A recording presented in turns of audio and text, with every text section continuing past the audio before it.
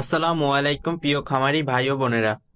সাধারণত শীতের কাল আসলে আমাদের মুরগির পালক অধিক পরিমাণে পড়ে যায়।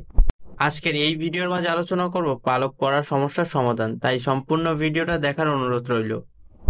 কি কারণে পালক পড়ে যায় এবং পালক পড়ে গেলে আমাদের মুরগিকে আমরা কি ওষুধ খাওয়াবো তা এই ভিডিওর মাঝেই জানতে পারবেন।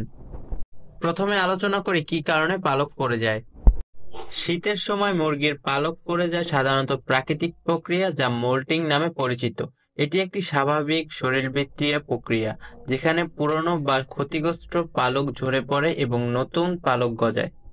এছাড়াও মুরগির পালক পড়ার 5টি কারণ রয়েছে।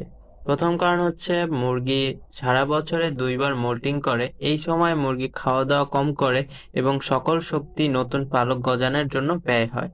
দ্বিতীয় কারণ হচ্ছে ঠান্ডা আবহাওয়া এবং খাদ্যের অভাব। শীতকালে সঠিক পুষ্টি না পেলে মুরগির শরীর দুর্বল হয়ে পড়ে, যার ফলে পালক পড়তে পারে।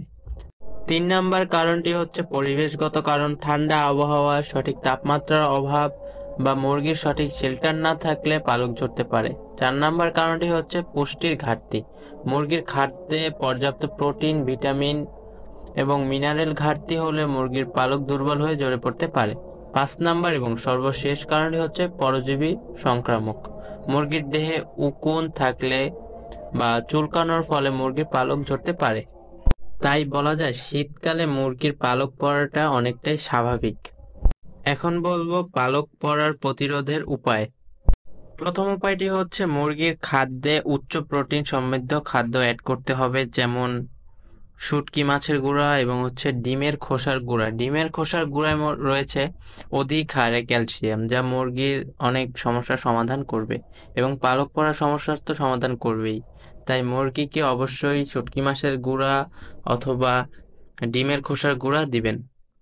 দ্বিতীয় উপায়টি হচ্ছে পর্যাপ্ত উষ্ণ পরিবেশ নিশ্চিত করুন।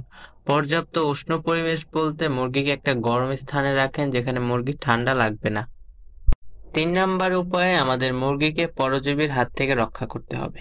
পরজীবীর হাত থেকে রক্ষা করার জন্য অবশ্যই আমাদের মুরগির যে ঘরটা থাকবে, যে শেল্টার থাকবে, ওই শেল্টারটা অবশ্যই পরিষ্কার পরিচ্ছন্ন ভাবে রাখতে হবে।